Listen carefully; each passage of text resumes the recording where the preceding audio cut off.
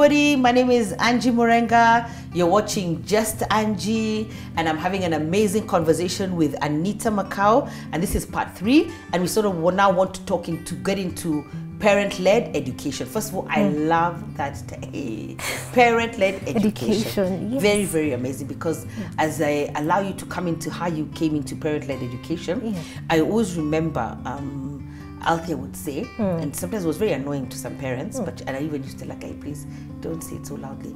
And she'd say, when people would ask her maybe about her life and why she's done the choices she's made, and she looks like she's a good student, a model student, and she'd say there's no such thing as bad schools, or people would ask what schools she went to.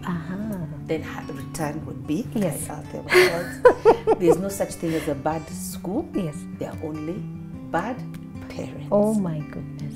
I would be like, she would tell the parents that? Yes.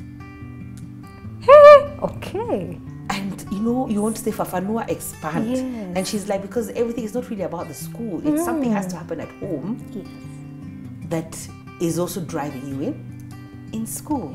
So the parenting at home is very, very important and must go, I think we should, hand in hand with that education. So it's a school cannot make your child what you want your child to be. It is a parent that causes that to happen, and then now the school just sort of adds value to what you as a parent are creating. That's why I'm so excited about the title parent-led education. And then the other day we were at a book launch for John Derry did a book on my character, my destiny.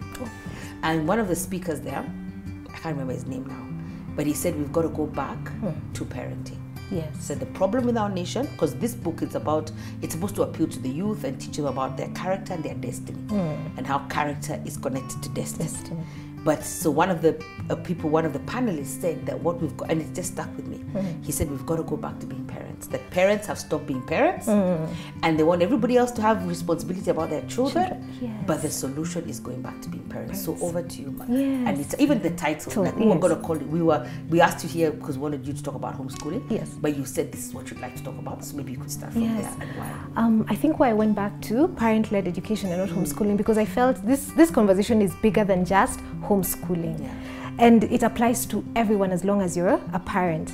And even what you said about how parents delegate responsibility, first let me give a disclaimer. As I sit here, this is a very hard session to do because I'm also a parent and I'm not perfect. And even as I sit and we speak, it's not because I have a right, you know what I mean? Even as I speak, I'm still going through the process, but it's really difficult because you don't want anyone to think like you're pointing fingers and thinking like you're better than anyone else, but we're in this journey together, and I feel because it's our society, it's affecting all of us, so all parents, all of us, we need to step up. And I'm not leaving myself out of it, you know. We need to. We're not talking at them. We're having a conversation about everyone. And there's a pastor I listen to, and he actually says what you said, exactly that. Parents have delegated almost all responsibility. I think it's in this leadership. You know, we're taught delegation, so we implement it fully.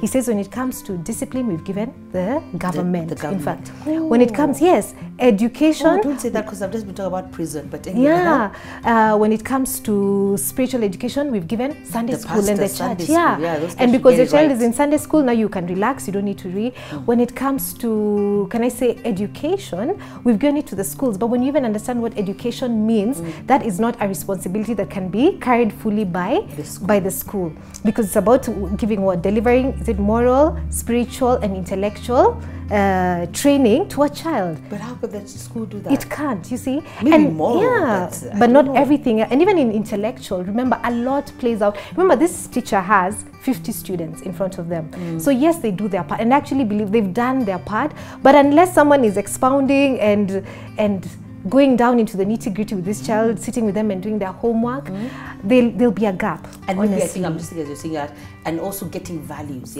from what you're teaching, there are values that become life. So it's like practical life lessons. It's like the way we can be Christians who are of theory rather than practical. So that's what we're all trying to do. Is stop being Sunday Christians.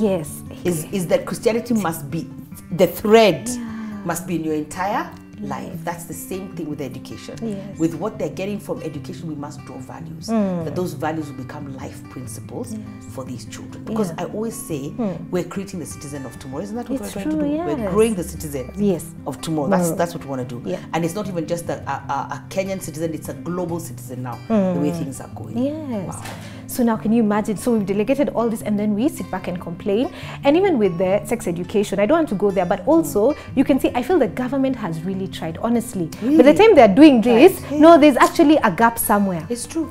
Parents, I mean, no one is teaching these children about sex. Who's going to talk to your children about sex? So not to say that it has been done in the right way, but there are all these gaps and there are all these things which are being done to try and, can I say, band-aids, which are not solving the problem. Maybe also the government is just trying to do something, because you see everything abhors, they say nature abhors a vacuum. So if you're not going to talk about sex, us will talk. Let's talk about sex. Yeah. We'll talk about... Imagine it's true. Wow. So yeah. So not that talk about sex is supposed to be the parents' responsibility. But it's with a lot of embarrassment and madness.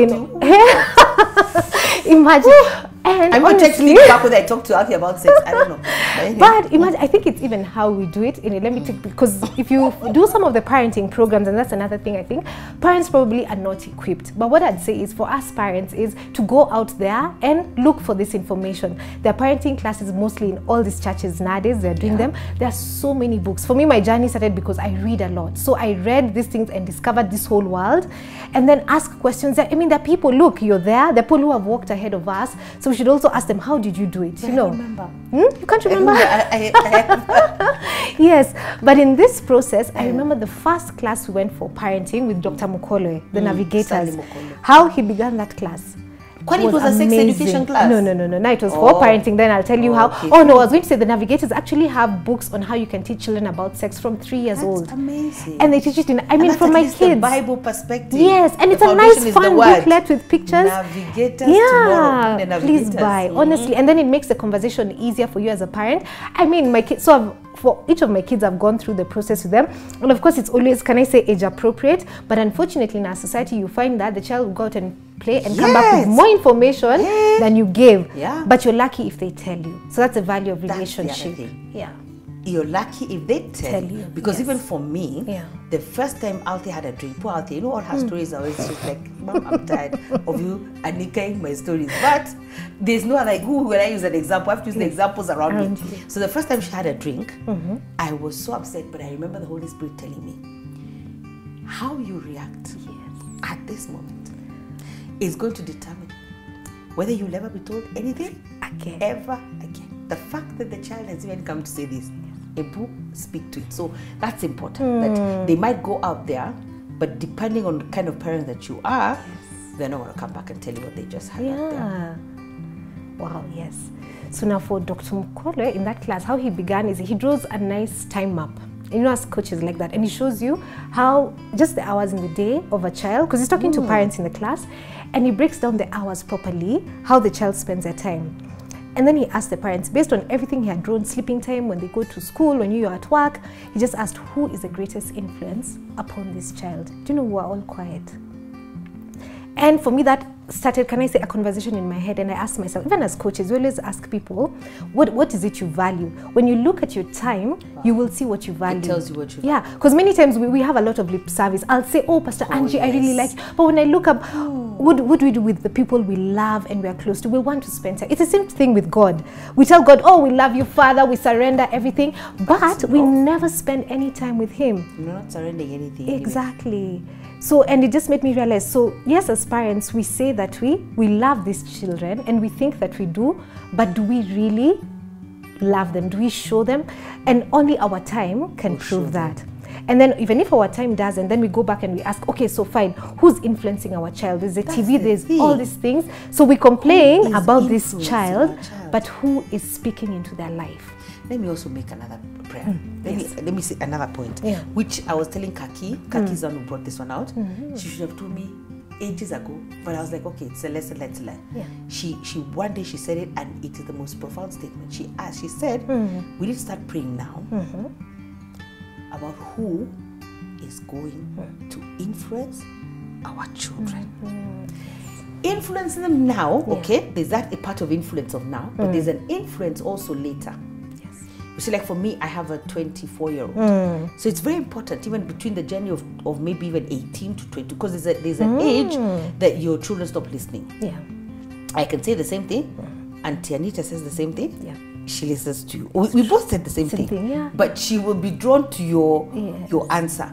So I thought that's such an early learning for parents to begin to learn to pray about who is influencing your children. That's why I said people who pray for 5 minutes, you're joking. You have so many things to pray about. Forget the world and the world affairs. Yeah. Just about your community, yourself, your spouse, and your children. Because you've got to start having that conversation. Yes. Who is going to have an influence on my child, first of all, as they go through life? Yes. And who's going to have an influence on my child when I, because of my position as a parent, don't have that influence? Wow, I hope you've really enjoyed our deliberations and our engaging conversations on parent-led education, and looking forward to seeing you next week on part 4.